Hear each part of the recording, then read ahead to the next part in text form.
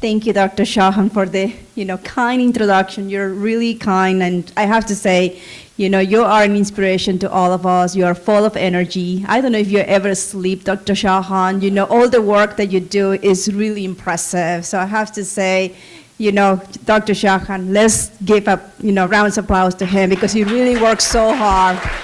Thank you. Okay. So just very briefly, I know that pheochromocytomas and paragangliomas are super rare.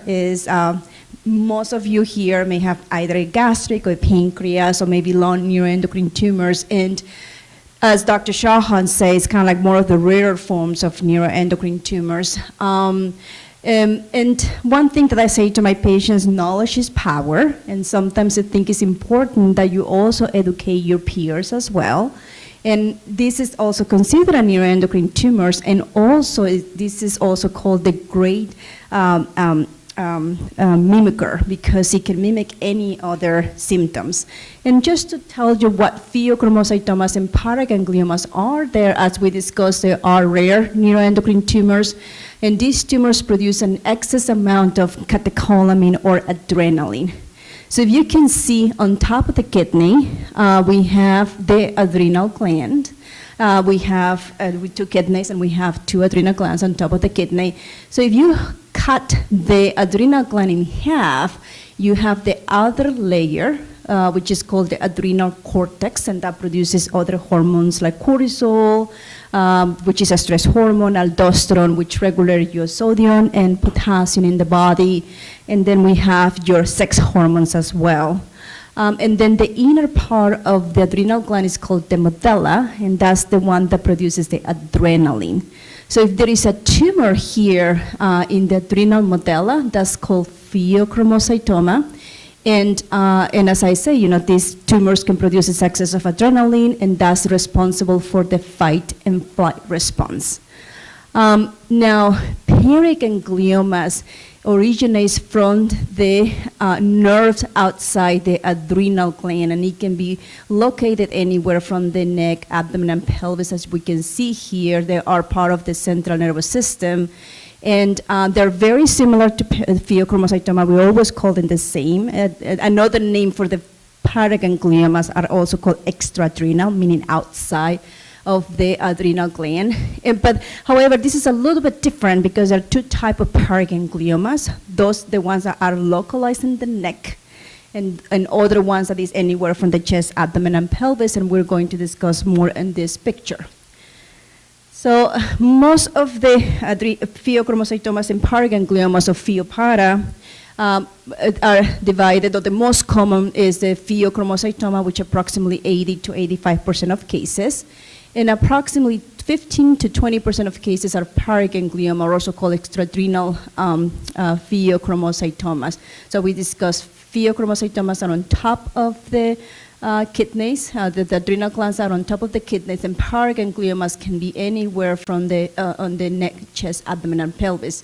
As we discussed, there is a part of the central nervous system that is called the parasympathetic nervous system, which is mainly localized in the neck area, and they have other functions. They have functions related to the nervous system, and it's important to differentiate because these paragangliomas of the head and neck are usually non-functional, and as Dr. Ganji explained earlier today, there is a difference between functional and non-functional neuroendocrine tumors. The functional or the secreting are the ones that produces excess of hormones, and this excess of hormones produces symptoms.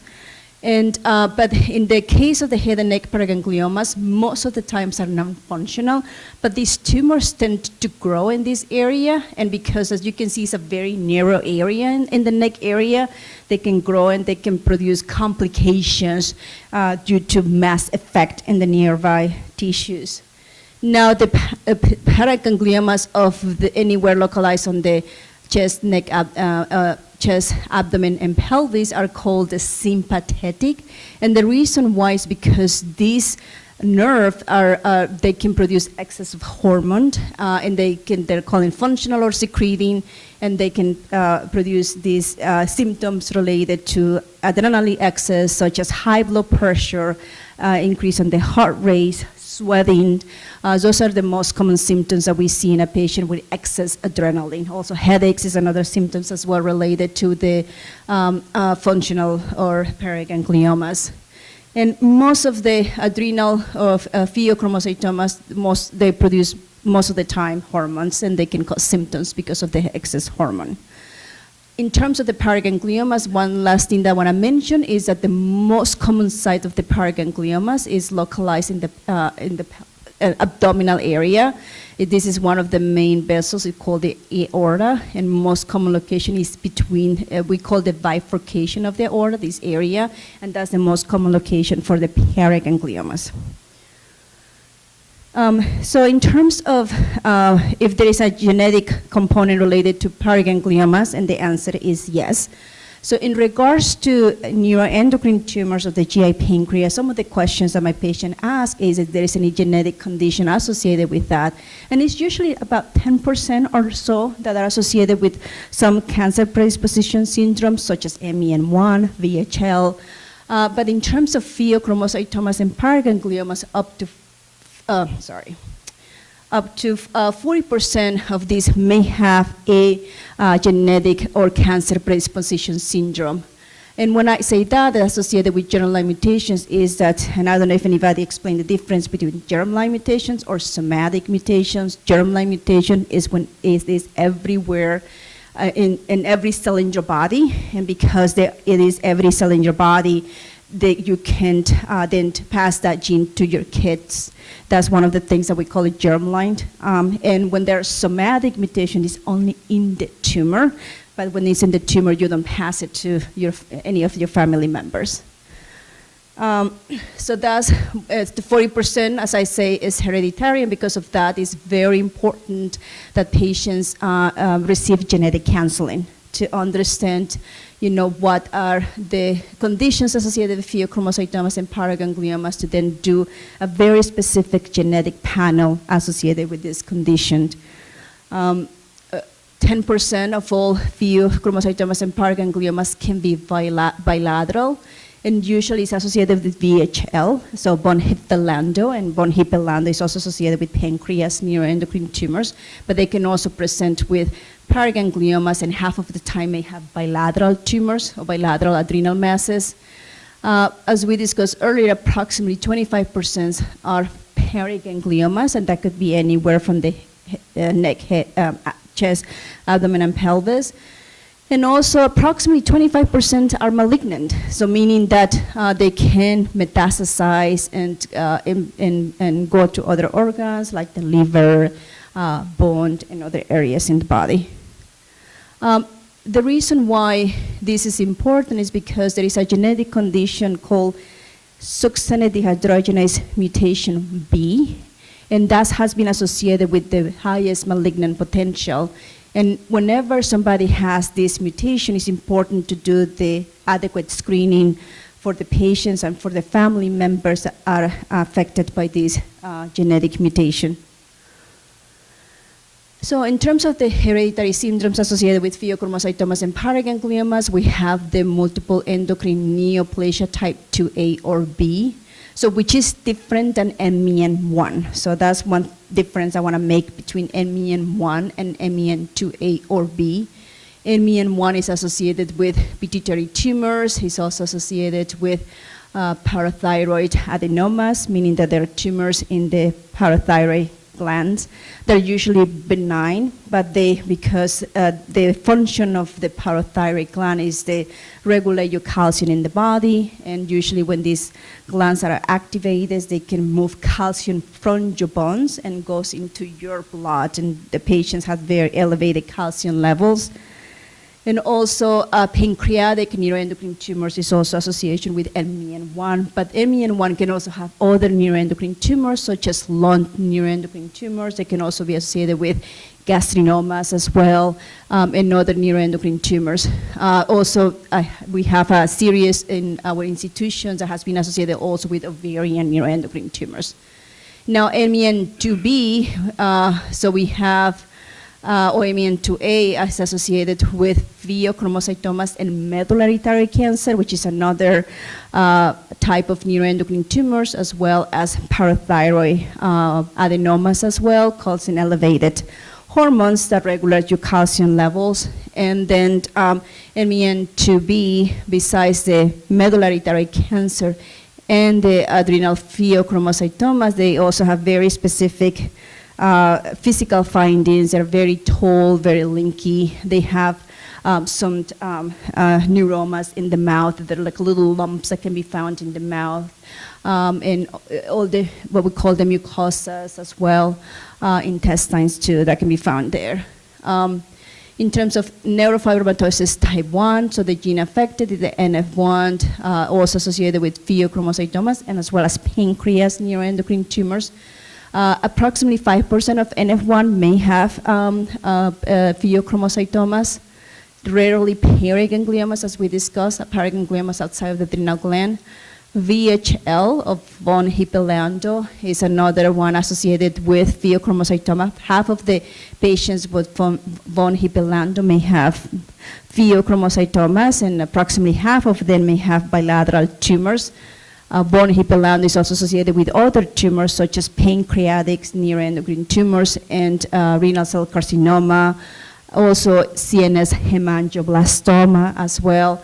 And something important is that recently there was a drug that was approved for VHL's related tumors, mainly for the central nervous system. That's what CNS means, hemangioblastomas, as well as for pancreas neuroendocrine tumors, and that's called Vesultifan. And then we have the hereditary paragangliomas, and that's the one that I mentioned earlier. This is called succinase. SDH is succinate dehydrogenase, either A, B, C, and D. The most commons are B and the D. And basically, these are associated with multiple paragangliomas, meaning outside of anywhere from the neck, chest, abdomen, and pelvis. More common location, as we discussed, is in the abdominal area, but also patients that have SDHD may have paragangliomas in the head and neck area. But this is important to know because this is 40%, as I said earlier, with patients that have metastatic disease or advanced disease may be associated with SDHB. It's a germline mutation, and it's important to screen family members with this mutation. Now, when to suspect pheochromocytomas and paragangliomas? When there is signs and symptoms of adrenaline excess, meaning elevated blood pressure, elevated heart rate, sweating, nausea, dizziness, headaches. Those are the, as I said earlier, any symptoms related to the fight and flight response. Increased blood pressure caused by any specific drugs or anesthesia, meaning patients that are diagnosed with this condition is that they are scheduled to have a colonoscopy, they undergo to anesthesia, or they're scheduled to have a procedure, and then they're placed under general anesthesia, and when they do the procedure, the blood pressure goes very, very high. And also surgeries as well, as we discussed. Any other surgery, they can also cause a blood pressure to be very elevated. Also patients that have unexplained blood pressure variability, when the blood pressure goes very high or go very low. It can be high, and the high number in the 190s, that's what we call the 190 systolic. Also, when we see incidentally on a CT scans, they found a mass in the adrenal mass, and that's called adrenal incidentilloma, so that needs to be evaluated for pheochromocytoma. So any mass in the adrenal gland, we say the adrenal glands are the little masses on top of the kidney, they need to be evaluated for pheochromocytoma. Difficulty controlling blood pressure despite having adequate blood pressure medication. Whenever there is a personal or family history of pheochromocytomas and paragangliomas, or whenever we know that there is a family member or that has the cancer predisposition syndrome, like VHL, or we discuss multiple endocrine neoplasia type 2, neurofibromatosis. So whenever we have family member that have any of these cancer predisposition syndrome, they also need to be tested or screened for pheochromocytoma. How do we diagnose pheochromocytomas or paragangliomas? As we discussed, whenever we see a patient that have specific symptoms associated with pheochromocytomas or paragangliomas, we need to do a blood test or a urine test. Similarly to patients that have carcinoid syndrome, we measure the serotonin levels, and we also measure the urine test, the 5-hydroxynolacetic acid, or 5-HIAA. Similarly, in pheochromocytomas and paragangliomas, we have a blood test called the metanephrines, and we also have a 24-hour urine collection also of metanephrines. And that's the test that we do whenever we suspect a patient that have a pheochromocytoma. Usually we wanted to see it at least 4 times the upper limit of normals to be very specific or diagnostic for pheochromocytoma.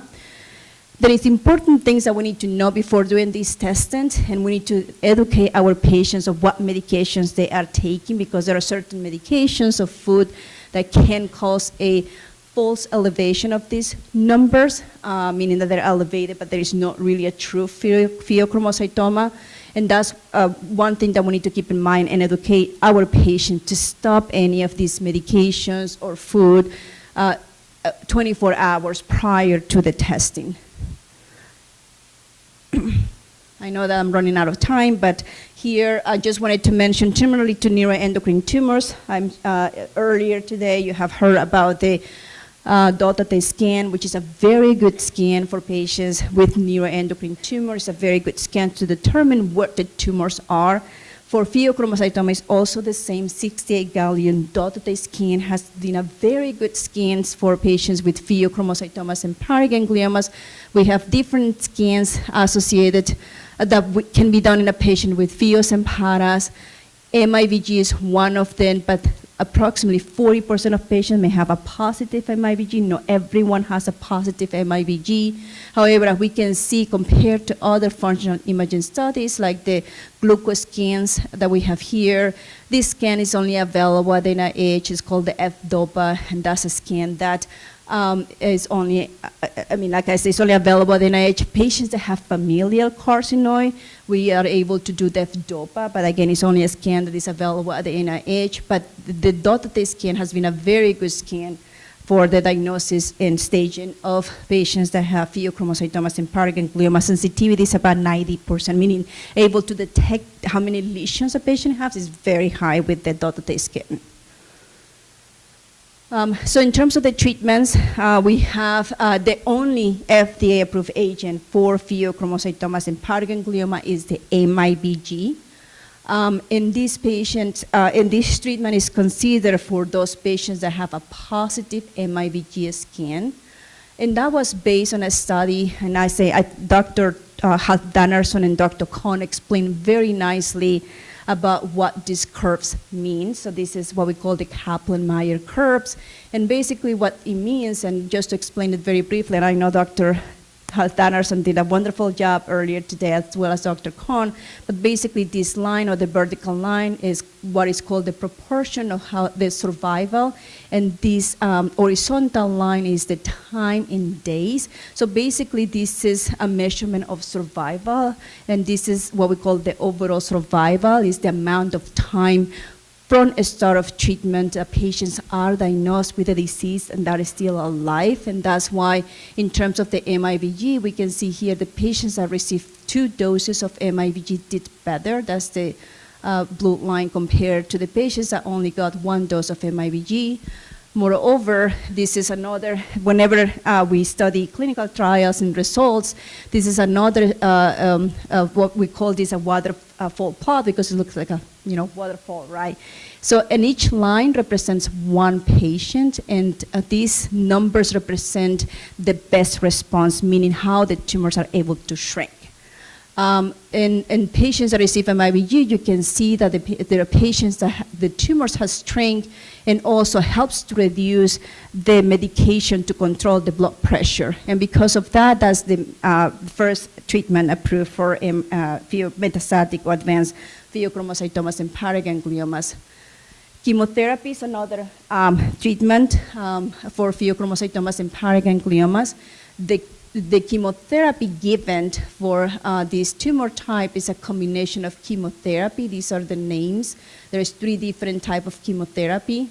And this is a patient that is given for more, the patients that have a more large volume of tumors that are progressing the tumors more rapidly. That's the indication of giving chemotherapy.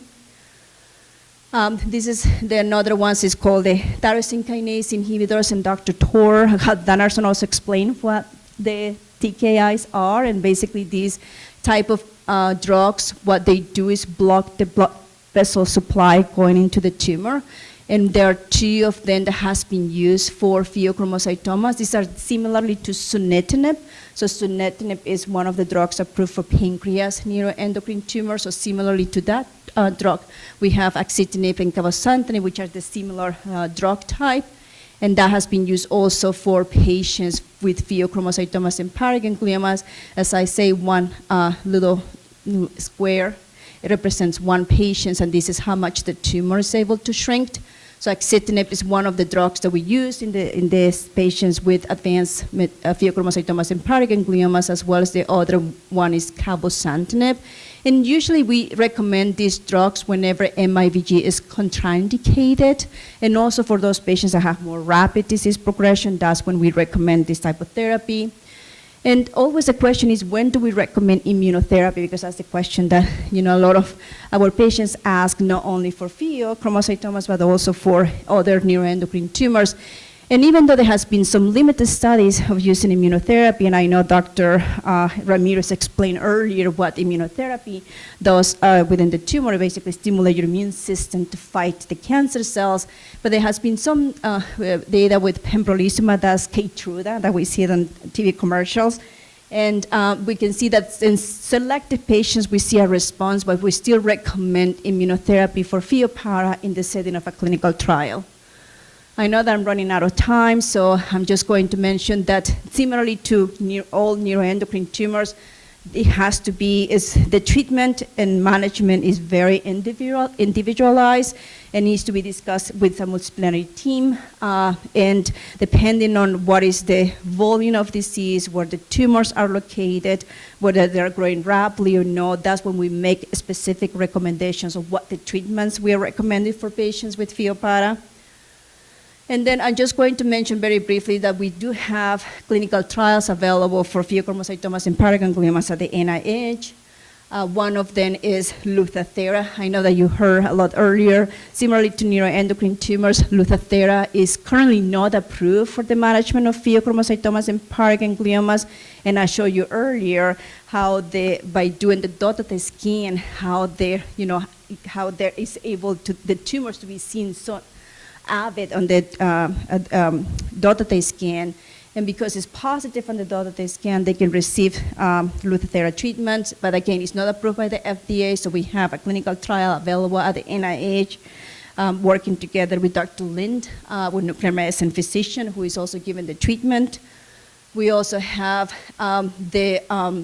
this is not available at the NIH, but I do want to mention, because Dr. Chauhan has that a study open available at his institution. This is Lutherthera for pediatric adolescents, patients with dotted positive for gastric and pancreas neuroendocrine tumors, as well for pheochromocytomas and paragangliomas. That's called the NETHER-P. NETHER and pediatric, P for pediatric, and it's a multi-center study, but Dr. Chauhan is leading the efforts at his institutions. And this is exciting, in a way, another option for our patients, especially for the pediatric patients. So this is a good option, and I know Dr. Chauhan is working hard as well for our pediatric patients who also have this diagnosis. And then we have a chemotherapy study at the NIH. Dr. Khan mentioned this earlier. This is available. This is for patients with pheochromocytomas and paragangliomas of temozolomide, which is chemotherapy in combination with olaparib. Dr. Khan mentioned earlier, I think combination treatments is what the most exciting coming up, because sometimes even with single agent we see some efficacy, but we wanted to make that drug more potent, and by adding this medication called olaparib, that's what we're trying to achieve by doing this study. So it's ongoing. I'm fortunate to have lead the studies with Dr. Perez from Dana-Farber. We also have the Vesultifant. We're going to open this study very soon at the NIH. I know that Dr. Ramirez has this study open at his institution. This is patients with pheochromocytomas and paragangliomas, as well as for pancreas neuroendocrine tumors. So this is a study that we're excited that we'll open very soon at the NIH, and we're going to see both patients, pheos and paras, as well as pancreas neuroendocrine tumors. And then this is another study that we're opening very soon with lanreotide. I know that we discussed earlier about lanreotide. Lanreotide has two functions. One is hormone control, but also decrease the growth of the tumor. And we also wanted to, we know that we see that benefit on patients with gastric and pancreas neuroendocrine tumors. We also want to determine if it is the same with pheochromocytomas and paragangliomas, since it's also considered a neuroendocrine tumor as well. And then lastly, I just wanted to mention that we're building our pheochromocytoma and paragangliomas therapeutic programs at the NIH. We have now 2 different studies, 2 natural history studies, one for diagnosis, and I'm also the PI on the natural history for neuroendocrine tumors, as well as for other tumor type is called adrenocortical carcinoma as well. So this is a study, as Dr. Shahan mentioned earlier. We wanted to understand more about the biology of these tumors. We're doing a whole exome sequence on these patients. We're studying the tumor as well as the blood. And the end goal is to be able to develop therapies for these patients. And also now at the NIH, we have 2 active studies, one Vesultifant that we're going to open very soon, and then lanreotide we're hoping that we open as well in the next 2 months. And at the NIH, we do have a multidisciplinary team for pediatrics and adults neuroendocrine tumors. We have a very experienced team, similarly to like Dr. Shahan's market center. He also have a wonderful team.